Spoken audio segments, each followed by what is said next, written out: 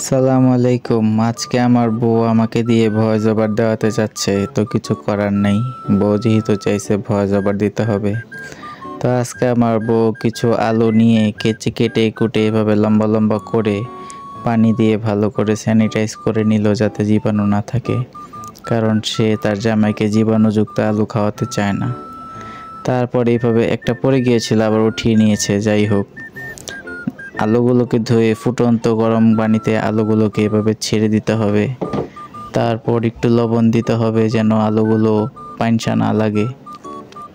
এভাবে আলুগুলোকে অনেকক্ষণ যাবৎ গরম পানিতে গোসল করাতে করাতে যখন আলুগুলো সিদ্ধ হয়ে যাবে, তখন আলুগুলোকে জালির ভেতর নিয়ে ঠান্ডা করে ফেলতে হবে ফ্যানের বাতাসে। আলুগুলোকে একটা প্লেটের মধ্যে নিয়ে এভাবে ঠান্ডা করে নিলে আলুগুলো তাড়াতাড়ি ঠান্ডা হয়ে যাবে। ফ্যানের কাছাকাছি ধরলে আরও বেশি ভালো হবে। তারপর এটা জানি কি আছিল, আচ্ছা ঠিক আছে। তারপর একটু কর্নফ্লাওয়ার মাখিয়ে একটু উপরে ময়দা দিয়ে এগুলোকে এভাবে করে মাখাতে হবে। তারপর অনেকক্ষণ মাখানোর পর যখন প্রত্যেকটা আলুতে আটা ময়দা লেগে যাবে, তখন এগুলোকে গরম তেলের মধ্যে এভাবে ছেড়ে দিতে হবে কিছুক্ষণের জন্য। এভাবে একটু নাড়তেও হবে যাতে একটা আলুর সাথে আরেকটা আলু না লাগে। যখন আলুগুলো লাল লাল হয়ে যাবে তখন আবার একটু নেড়ে নিতে হবে। এভাবে নাড়তে নাড়তে আলুগুলোকে অনেক লাল লাল করে ভাজতে হবে। এবার সসটা কিভাবে বানাতে হবে, সসটা 3 টাকা দামের প্রাণ সস আর সয়া সস মিশিয়ে নিতে হবে একসাথে।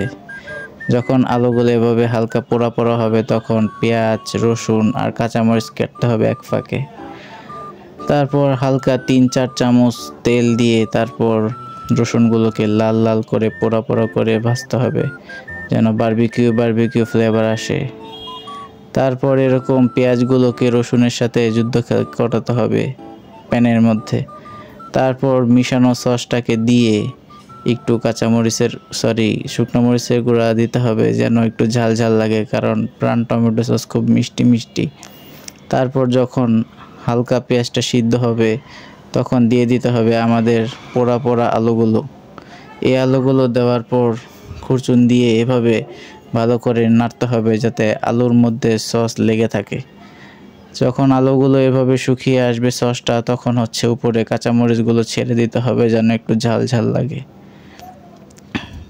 এটার মধ্যে একটু চিকেন আর ক্যাপসিকাম হলে জিনিসটা একটু রাজকীয় ভাব লাগতো। যেহেতু আমরা গরিব, তাই আলু, পেঁয়াজ আর কাঁচামরিচ আর টমেটো সস দিয়ে হয়ে গেল। আজকের জন্য এই পর্যন্তই। আল্লাহ হাফেজ।